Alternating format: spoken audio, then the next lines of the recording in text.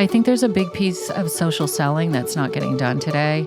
There's this line you have where you don't want to stalk people.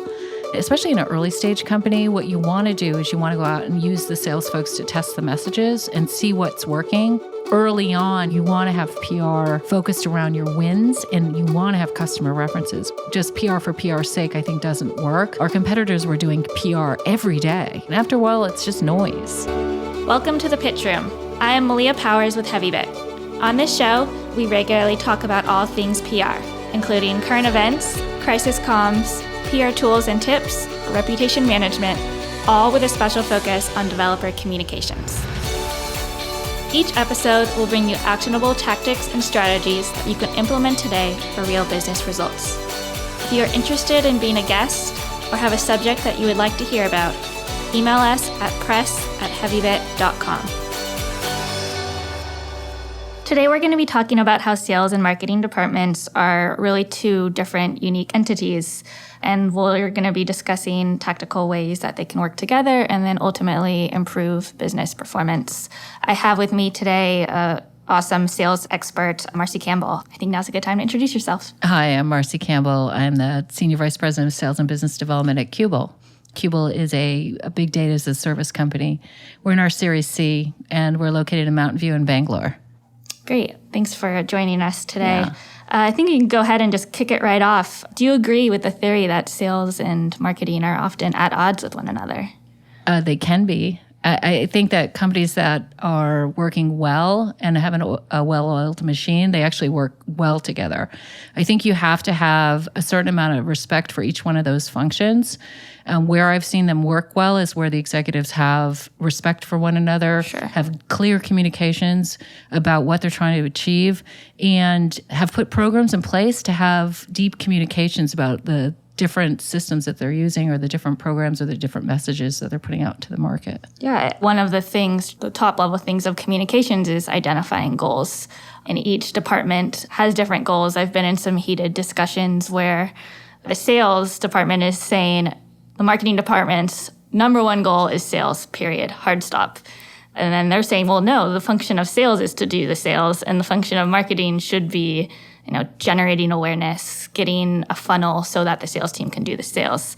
What do you think about the differentiating goals? Yeah, I think that the goals come from the top, right? I think what you have to do is have a series of company goals that are laid out. So, for example, you have KPIs, and in those KPIs, what you do is you say, okay, what we're going to do from a revenue perspective this year, how many customers are we going to drive? What is our brand going to represent? How many partners will we have? What are our financial goals in terms of break even or raising more money? And I think that what happens from that is that if you do it right in your planning, sales and marketing will build out a program that says, well, how do you get more customers in the front end of the funnel? And then how do you build the messages that create brand awareness that allow you to become, to beat your numbers? If sales and marketing are working on their own, you're going to have a big disconnect because especially in an early stage company, what you want to do is you want to go out and use the sales folks to test the messages and see what's working. I mean, when I joined Qubole, we really didn't know who our customer was. I mean, we had a number of customers, but we had one very large customer and a bunch of smaller customers. And my job early on was to come back to the company and tell them, here's what I think the sales cycle was and here are the messages. We are pretty granular right now. We work very closely with the marketing department because we've created this persona-based messaging. We have our complex sale. We know we have to go to the VP of analytics. We know we have to go to the VP engineering. We know we have to talk to legal, security, and we have to talk to data scientists. And each one of those has our value is different to each one of them. So if we were just blast one organization with one value proposition, like total cost of ownership. We can reduce your cost of ownership. I mean, people just glaze over. But if we can talk about the fact that we provide, a invaluable infrastructure for Spark notebooks to a data scientist, I think that's where that data scientist will get interested. So we rely on marketing very, very heavily to connect the dots around what the product can offer, what value it has to each part of those personas, and then how does it work in an enterprise sale model, and when do you actually attack each portion of that? And that's from brand awareness with PR and, articles and blogs and points of views, all the way down to the messages and the templates that you give inside sales to reach out to prospects. There is a really valuable process you can put in place early with an MQL SQL process, right? So the idea is that where marketing and sales work together well is when you sit in a room and you say, okay, here's how we're going to score a lead. We're going to use these different variables, and sales has input into this, right? So the sales says, yes, my persona, we're looking for these titles. So like a VP of sales comes in and they're using a trial, they're not our target.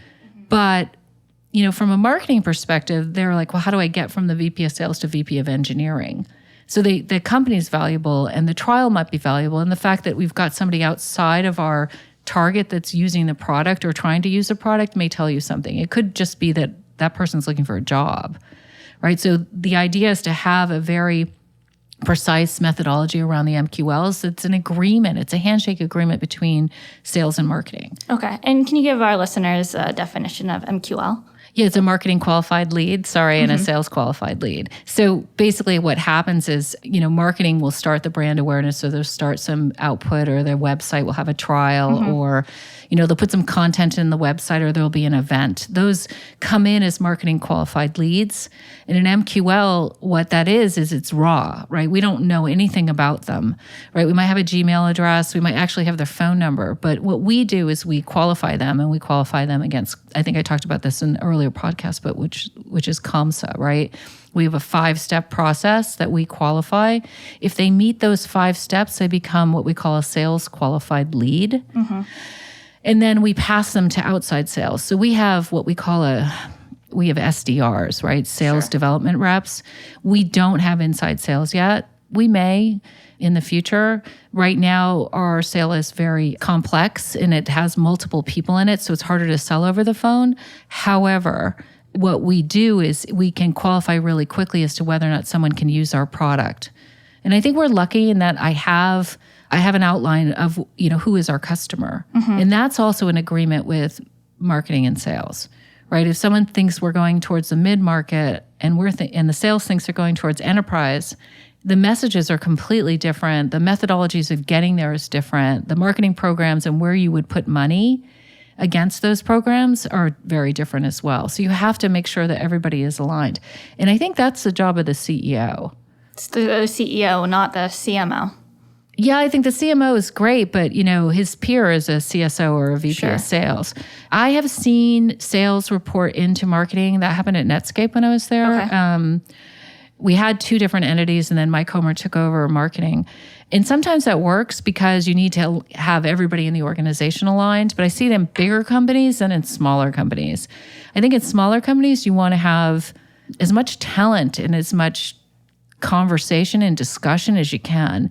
And if you bring a group of talented people around who respect one another and can have a discussion around the item versus a political fight, I think you can do a lot. And so having those entities be separate is good at the beginning. Cool. So one question that I had is you talked a little bit about turning leads into qualified leads. And in order to get a qualified lead, you're going to have sources and that are the best for lead generation. Is there a process in place that helps the sales team communicate to the marketing department, like which leads are working? Yeah. Do you see that being a problem? It goes back to our talk about communication.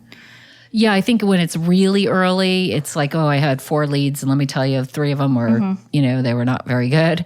But I think when you're going into volume, so when you have, right now we have 10 SDRs and, 20 reps out in the field, and we'll build that out to 40, you can't do it that way anymore, right? So you have to have a process, or we use Salesforce, and basically we have daily Scrum meetings in the morning with the inside sales guys, and at the end of the day, where it's 15 minutes, it's like, what are you going to do today? How many calls are you going to make? How many meetings did you set up? And then what did you do today? How many connects did you make?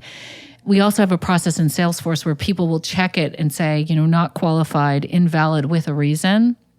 And then also we are testing the leads that are so that we can, multiply that factor, right? So if we're doing an event, for example, like a meetup, we did a meetup with the AWS team in Seattle. And, what came in was a great opportunity out of that. And it came in on its own and we were able to connect it to that event. Then we say, okay, let's do more of those.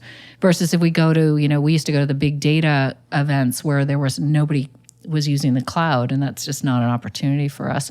You come out of that and you've got, a bunch of leads, 300 leads, and you call every one of them and you put them in the machine and the marketing machine to nurture. They're not bad leads, they're just not ready, right? And so I think you have to decide which ones are marketing leads and which ones are sales leads that you can enable. Yeah, so a lead that is going to come through based on the content that the marketing comes out, is that going to be a target for marketing to nurture for a little bit, or is that going to be routed straight to the sales team? And That's an it depends question, right? So this is where I struggle because, sometimes you have trials. Like we route all trials right to the sales guys without going into the marketing machine. And the reason we do that is that if somebody's actually trying your product, we want to find out what they're doing and who they are and how we can engage. Now, if they mask their identity by putting a Gmail address and, they're not responsive to our emails, we'll just pop them back into the marketing machine and let them, when they want to engage with us, we'll engage with them. Where it gets tricky is when you do events, right? So the thing you need to have is you need to have a methodology that's systematic enough so that you're not going to drop the ball from a sales perspective. If you're going to take the leads before they go into the marketing, whatever it is, HubSpot or Marketo or Eloqua, you need to make sure that you have follow-up and you have a follow-on. So, for example, we work with a company called Spiderbook. And Spiderbook allows us to, they're a data science tool. And what they do is they allow us to go find all the companies that big data platform projects as well as cloud environments. And so they give us like 600 names every quarter. And so we know those are targeted. They are COMSA. They're going to fit our profile. So what we do is we have the sales guys go after that first. And then what we do after a quarter is we put them in the marketing machine. Okay. Because the ones that haven't moved forward, and we got like a 15% hit rate on it, it was great. But the ones that don't go forward are the ones that we put back in the marketing machine to nurture until they actually come out again as a 10 where we can engage. Yeah. Is there any statistics that you could provide there about a hit rate for how many times it takes to reach out to maybe that nurtured? I've talked to pros in this. I actually have hired some folks that are working with us now. And, they're saying 12 to 16. 12 to 16. It's a lot, right? It's a lot more than we thought. We were initially thinking, okay, we'll touch them 6 times, right? Well, 6 times is actually not a lot. But there's this line you have where you don't want to stalk people. Sure. It's like you get to proactive stalking and people are just not going to engage with you. So you've got to be careful about the content, and make sure it's valuable to the people who are using it, and they have sort of opted in to raise their hand to engage with you versus just cold calling. And it's also the type of content, like we're so wired with short feed that, constant short feed updates or interruptions are fine. But the moment you're sending like newsletters or targeted white papers, people are like, get this out of here.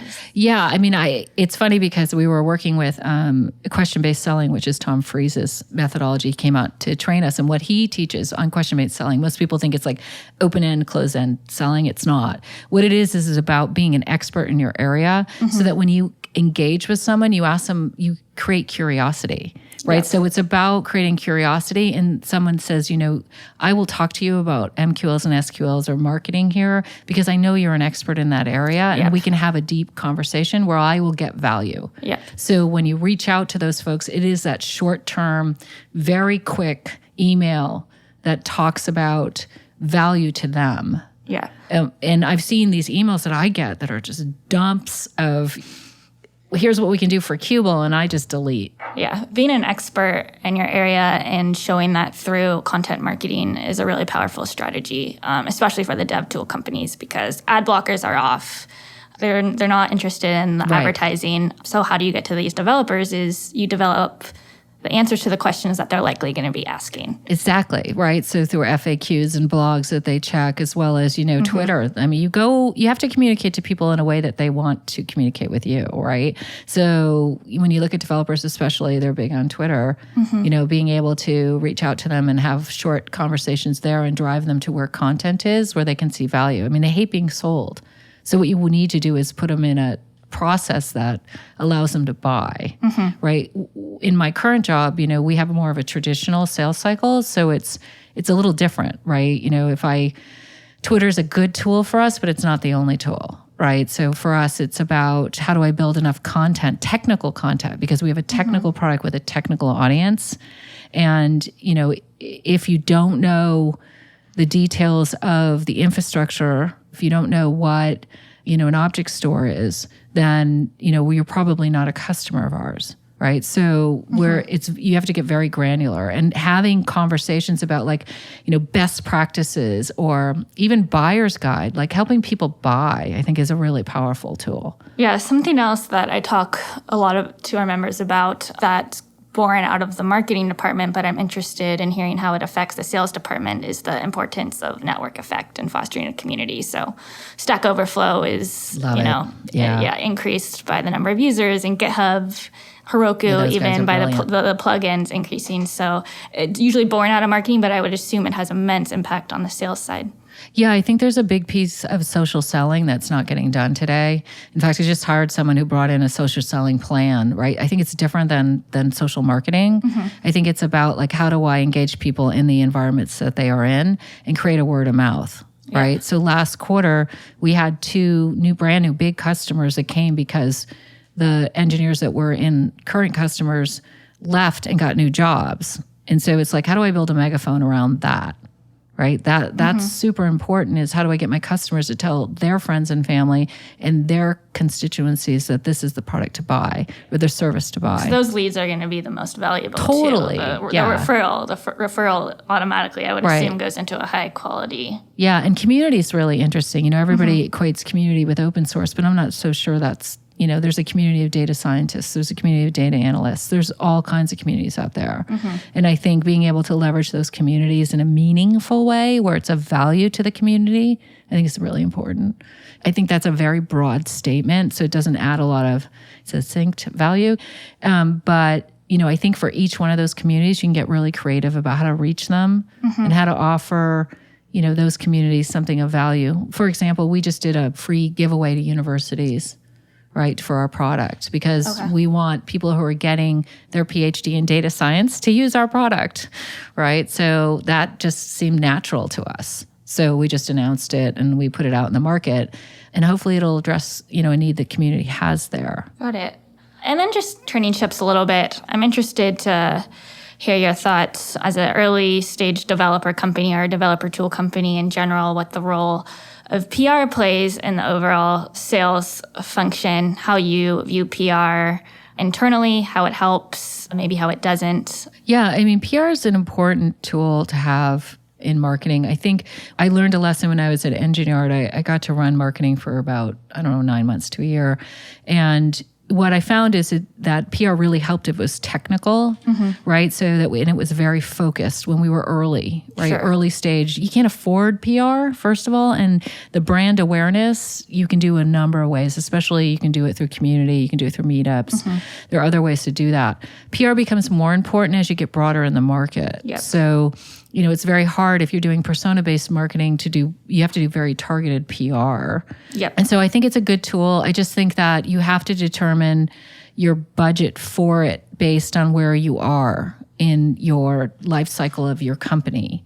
What was interesting to me was our competitors, when I got to Qubole, our competitors were doing PR every day. Every day I get a Google for each one of my competitors. They were putting something out in the market. And after a while, it's just noise. Yep. Right? It's like, hey, we have a partnership with ABC company, now XYZ company. It's like, okay, this adds no value. Yeah. So I think early on, you have to, you want to have PR focused around your wins, and you want to have customer references. One of the things Amazon does really well, they will do no PR unless there's a customer quote and a customer reference. Yep. Right? So just PR for PR's sake, I think doesn't work. If you can talk about a new trend, if you can tie it to an initiative, and if you can tie it to customers, it works. Yeah. In the early days, there's always questions about, should we be announcing our private beta? Should we announce our public beta? When is the right time to do PR? And as you were saying, customers are extremely important. And until you have that product market fit, and you understand what's going to turn, your freemium leads into paying customers, that's the marketing message that you want to be leading with. And that's when you start doing PR. Yeah, I agree with that. I think that makes a lot of sense. The only other thing that I'd say is you can use other people's PR to create noise for yourself. And what I'm talking about there is, if there's an event, like some other company, one of your competitors gets purchased, being able to, or has an event or goes public, being able to get into that cycle and having your name mentioned in their press is super important.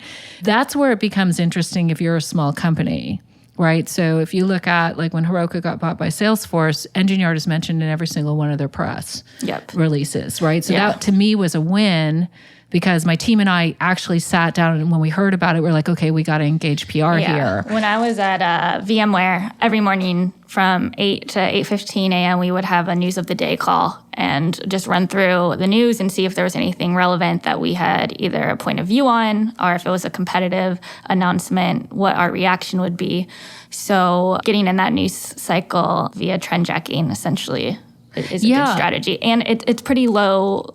It's not super time consuming Exactly, either. Right? So I think, though, I worked with a marketing guy a long time ago when I was at Kana who told me, you can burn that channel really quick, right? So you have to be careful about what you throw through that channel. Yeah, not time consuming, but another question that you never have a good answer to is like how much time should you be spending on marketing PR in your early days when you should be building your product? My answer is usually never enough, but I'm also biased and interested to hear your thoughts. I think if you can be creative and do it for very, very cheap, if you can think about using channels like your blog or using Twitter or connecting with somebody else's PR, I think that makes a lot of sense. A lot of the startups, they just don't have budgets for it. Yeah. You talk about the daily calls with VMware, that's a big company, right? Oh, yeah. And it's super important that they have a PR engine working, right? It is brand awareness. It's being able to be at the table when people make decisions for their products. When people don't know about you at all, like what you don't want to do is just be spitting in the wind, right? You want to have a targeted point of view about something. Now, there's an exception here, I think, in that if you want to pick a fight.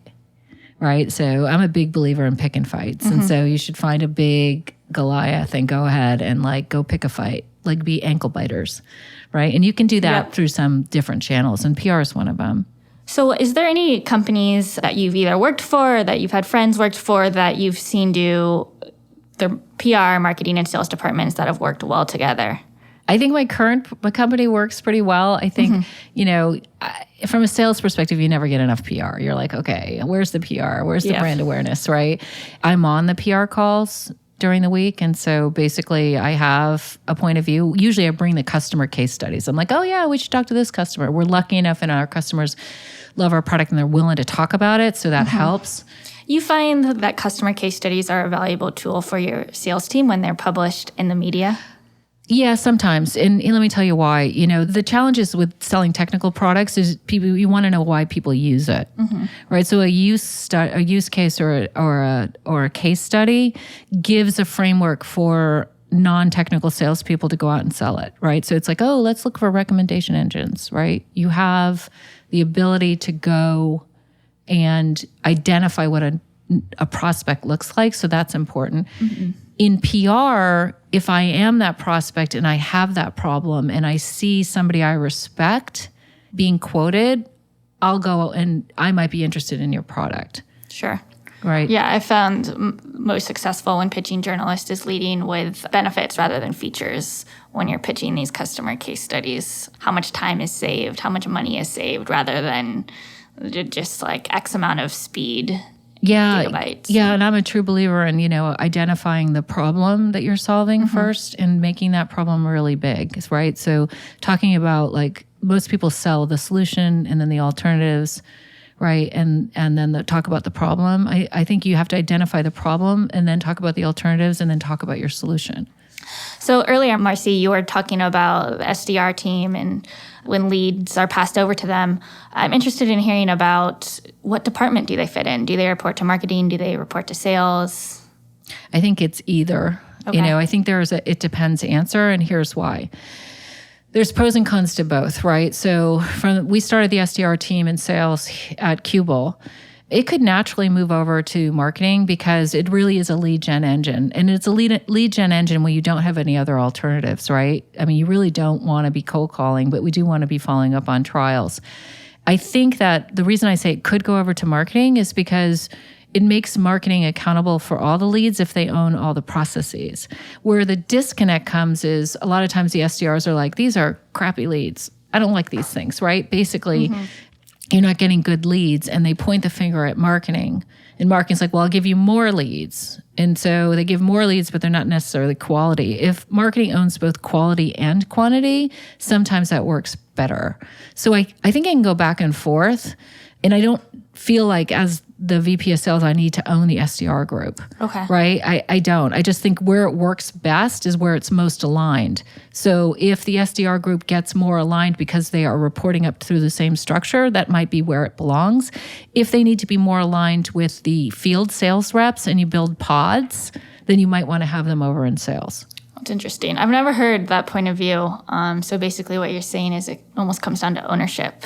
It does, yeah. And then with communication on what does the overall quality of the lead look like and what's successful or not between the marketing. The worst thing that can happen is that marketing sends a whole bunch of leads over into the SDR groups and they ignore them. And they ignore them because they've had bad experiences with the other leads and they think, I can get better leads on my own than following through on the leads that you have in my bucket. Then you have a broken system because you've lost trust. So one of the remedies there might be to move that organization. I just don't know. What's interesting to me is I had never heard that the SDR was working for marketing until the last 2 years. Interesting. Where people are like, oh yeah, I own the SDR group. And I'm like, oh, but you're a CMO. To me, it's like if the system works and we can drive more revenue, I'm happy with it being wherever in the organization. Well, that's all we have time today. Thank you very much, Marcy, for your insights and this super valuable tactical information. Oh, yeah. I'm happy to be here. I love what you're doing here at HeavyBit. It's great. And you've had some just fabulous companies coming out of here. I've had the opportunity to work with a number of them, and they're really impressive, and it's an impressive program. Thanks. Thanks for listening to this episode of The Pitch Room, brought to you by HeavyBit. HeavyBit is a 9-month program and community for developer-facing startups. For more information, visit heavybit.com.